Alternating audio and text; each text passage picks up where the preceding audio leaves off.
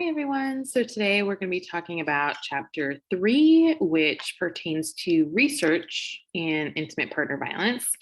Try not to be too scared by that term. I'll walk you through some basic things.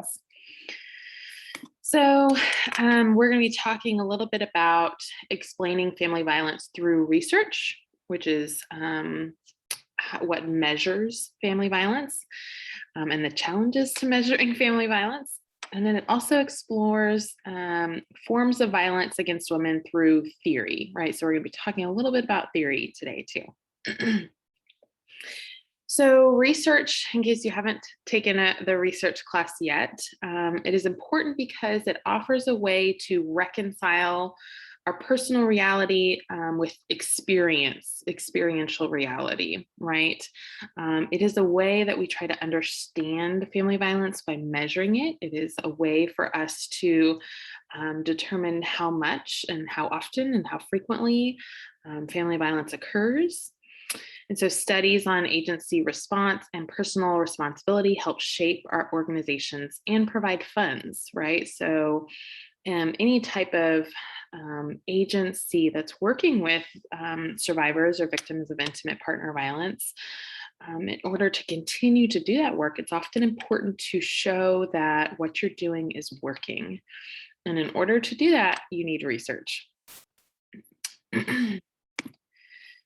So let's go back and look at some of the history a little bit. There was an important court case, Thurman versus the city of Torrington.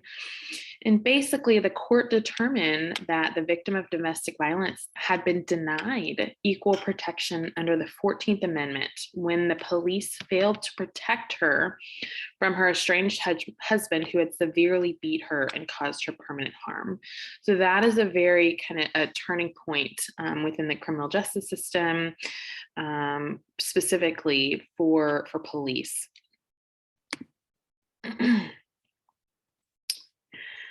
So because of that, a lot of civil suits were brought against police agencies.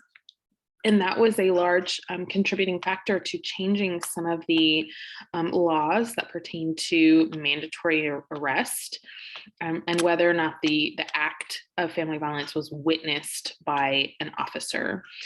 So statutes have broadened the definitions and legal protections.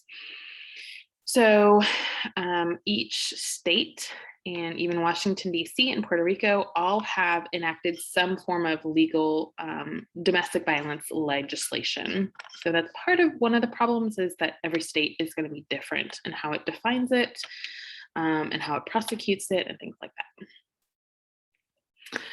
So if we go back to research, that's part of the problem with some of the research is that every state is different, right? And so how one state defines family violence might be different from another state.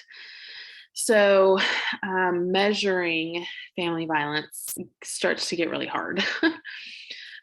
So again, this is just a very quick overview on research methods. If you've taken the research class, you likely know this, but you have quantitative data, which pertains to numbers and a count, and maybe a count of how many cases of family violence have happened, how often kind of thing. So it usually involves surveys.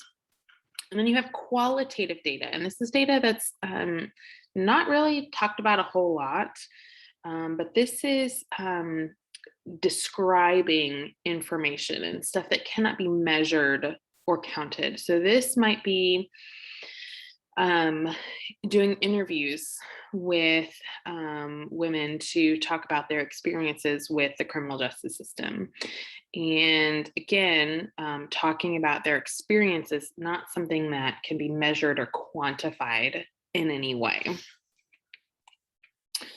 So there's lots of different sources for data regarding family violence. So there's 4 primary sources: the Uniform Crime Reports, the UCR, National Incident-Based Reporting System, the National Intimate Partner and Sexual Violence Survey, and the National Crime Victimization Survey. So a lot of these are the primary ways that we gather information on family violence.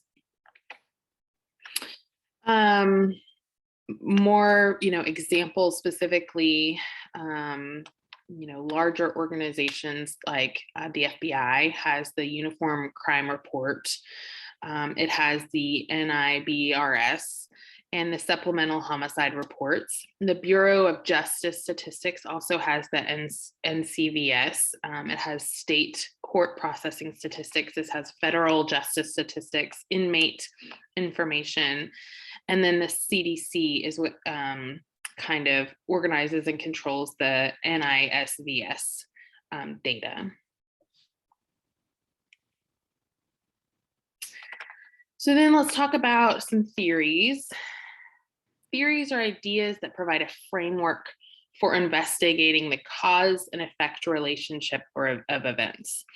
I like to think about theories as a way to help understand or a way to help explain some of the things that happen. And so within domestic violence, intimate partner violence specifically, theory comes from two different perspectives. So the first perspective views domestic violence as family violence, and then the second recognizes violence against women as the dominant cause of all domestic violence that occurs within the family. So it has a little bit more of a patriarchal feminist perspective. So if we break them down, let's first look at the family violence theory. This acknowledges gender asymmetry and unjustified criminal violence with a focus on reducing crimes by arresting the perpetrator and introducing programs to reduce recidivism. So the family violence theory may view violence as a criminal act, violence caused by psychological problems, biological disposition, or mental illness. Whereas the violence against women perspective has a much more gender-based perspective. So it says that domestic violence specifically is violence against women. It's a socio-political struggle of equal rights, with violence against women as one representation of oppression of women. This theory may view patriarchy and gender inequality as a cause of domestic violence, which is achieved through coercive control.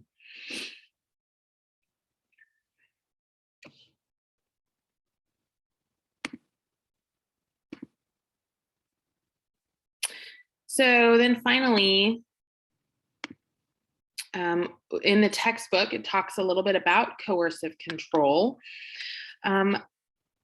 I talked primarily about this from the perspective of the power and control wheel. And so research also has found more information about the power and control wheel, but also this coercive control.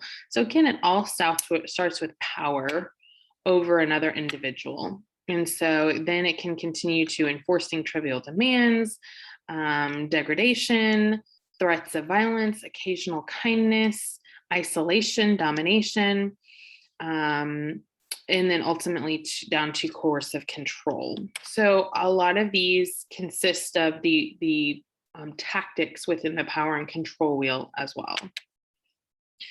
So just some things for you to think about this week. Really take a look at some of the concepts and terminology within the textbook. I would definitely look at the different theories and those two different perspectives. And as always, if you have any questions, please don't hesitate to reach out. Thank you so much.